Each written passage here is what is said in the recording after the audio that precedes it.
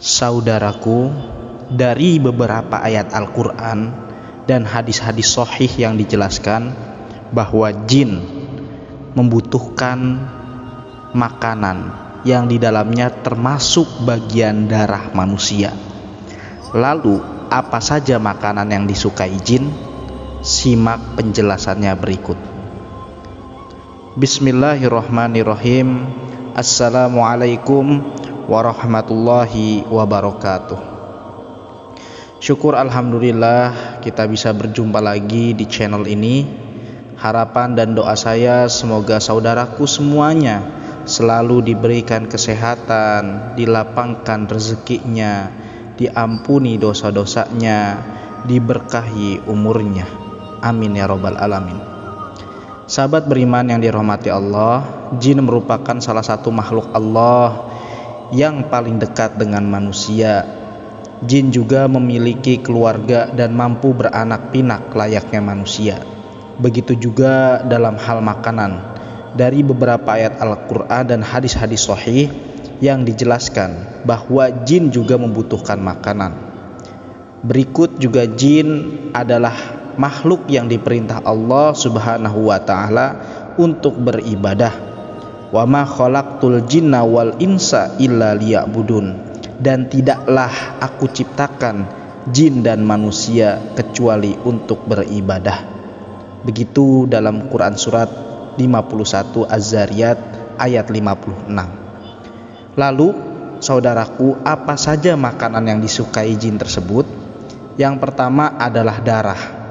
Jin sangat menyukai darah, baik itu darah dari binatang yang disembelih dengan tidak menyebut nama Allah, maupun darah manusia yang disebabkan karena luka dan tidak menyebut asma Allah di saat luka tersebut terjadi. Selain itu, darah haid dari kaum wanita juga sangat disukai oleh jin.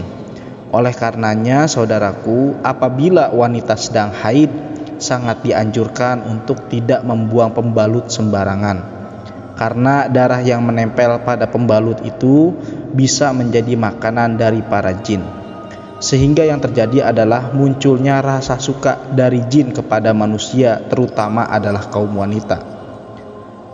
Oleh sebab itu, buanglah darah dari haid saudaraku dengan cara membungkusnya dengan plastik dan bacalah basmalah sebelum membuang ke tempat sampah. Yang kedua adalah kotoran. Seperti banyak yang dijelaskan dalam hadis, jin sangat menyukai tempat yang lembab dan kotor. Salah satunya adalah kamar mandi. Kamar mandi ini menjadi tempat para jin untuk menemukan makanannya, yakni kotoran-kotoran. Oleh sebab itu, Rasulullah SAW selalu menganjurkan kepada kita kaum muslimin agar saat hendak masuk ke kamar mandi, bacalah doa terlebih dahulu, atau setidaknya bacalah basmalah, Bismillahirrahmanirrahim, lalu masukkanlah menggunakan kaki kiri kita terlebih dahulu ketika kita ingin memasuki kamar mandi. Dari Abu Sa'id Al-Khudri radhiyallahu anhu berkata bahwa Rasulullah SAW pernah bersabda, tabir antara pandangan mata jin dengan aurat Bani Adam atau manusia adalah apabila seseorang melepas pakaiannya kemudian dia membaca bismillah. Hadis riwayat Ibnu Adi dan At-Tabrani. Begitu juga saudaraku yang pernah diriwayatkan dari Abdullah bin Mas'ud radhiyallahu anhu, Rasulullah SAW pernah bersabda, janganlah kalian beristinja atau membersihkan kotoran pada dubur dengan kotoran, dan jangan pula dengan tulang, karena keduanya merupakan bekal bagi saudara kalian, yakni adalah jin. Hadis riwayat Tirmidzi.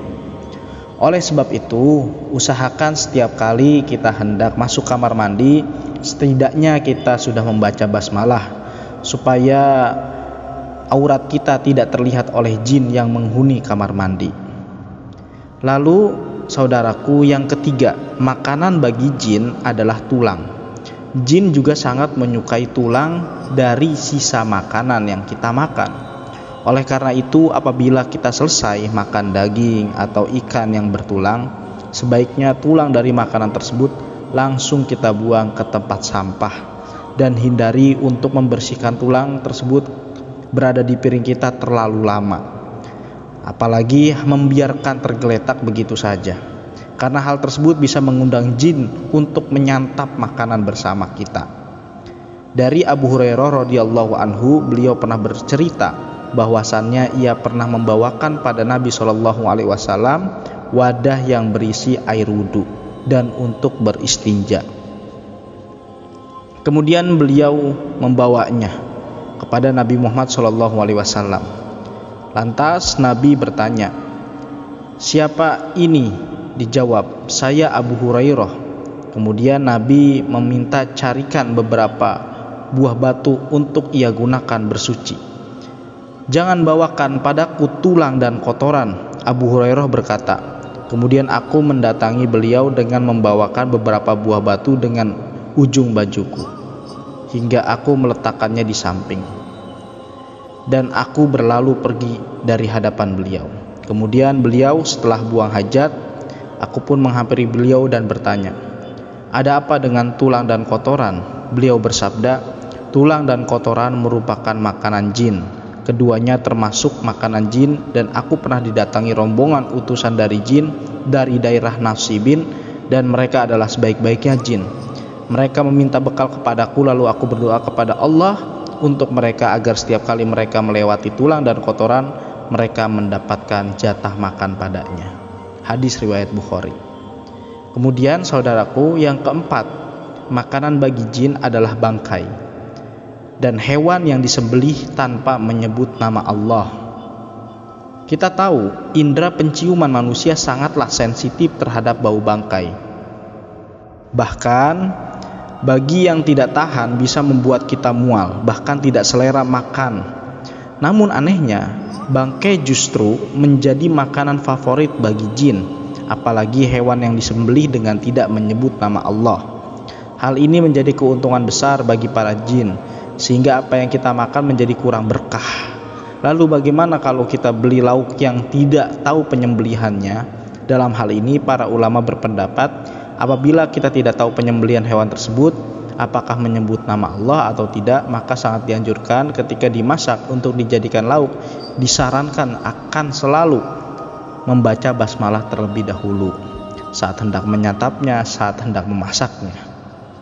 Hal itu dilakukan supaya kita terhindar dari rasa was-was, karena kita semua tahu setan akan selalu meniupkan kepada hati kita rasa was-was akan suatu perkara. Oleh sebab itu, jangan sampai kita lupa untuk membaca basmalah setiap hendak melakukan apapun, supaya hati menjadi tenang, dan insya Allah kita akan dilindungi oleh Allah Subhanahu wa Ta'ala dari segala keburukan, dan kita akan mendapatkan keberkahan. Yang kelima, makanan yang dimakan dengan tangan kiri. Dari Ibnu Umar, ia berkata bahwa Rasulullah SAW pernah bersabda, "Jika salah seorang di antara kalian makan, makanlah dengan tangan kanannya. Ketika minum, minumlah dengan tangan kanannya, karena setan itu makan dan minum dengan tangan kirinya." Hadis riwayat Muslim. Lalu bagaimana dengan orang-orang yang tidak dalam hal ini? Tentu tidak memiliki tangan. Maka tentunya ada pengecualian. Allah tidak menciptakan suatu hamba melainkan karena ada kebaikan di dalamnya. Oleh sebab itu, saudaraku, bagi yang tidak perlu merasa rendah diri atau bahkan menyalahkan ketetapan Allah, insya Allah hadis tersebut kurang berlaku diterapkan pada saudara-saudaraku yang memang lebih aktif menggunakan tangan kiri dibandingkan tangan kanan. Sehingga kita bisa memaksimalkan tangan kanan sesuai dengan anjuran sunnah. Yang keenam, yakni adalah makanan yang dimakan tidak menyebut nama Allah. Setiap makanan yang tidak disebutkan nama Allah saat hendak memakannya bisa dikatakan sangat disukai jin. Hal ini sebagaimana yang telah disebutkan dalam hadis Jabir bin Abdillah radhiyallahu anhu berkata, Rasulullah SAW pernah bersabda, "Jika salah seorang di antara kalian memasuki rumahnya, lalu ia berzikir pada Allah ketika memasukinya, dan ketika hendak makan, maka syaitan pun berkata pada teman-temannya, 'Sungguh kalian tidak mendapat tempat bermalam dan tidak mendapat makan malam.' Namun ketika seseorang memasuki rumah dan tidak berzikir pada Allah, setan pun berkata pada teman-temannya, akhirnya kalian mendapatkan tempat bermalam. Jika ia tidak menyebut nama Allah ketika makan, setan pun berkata pada teman-temannya, kalian lihat, akhirnya kalian mendapatkan makanan yang luar biasa bagi kalian.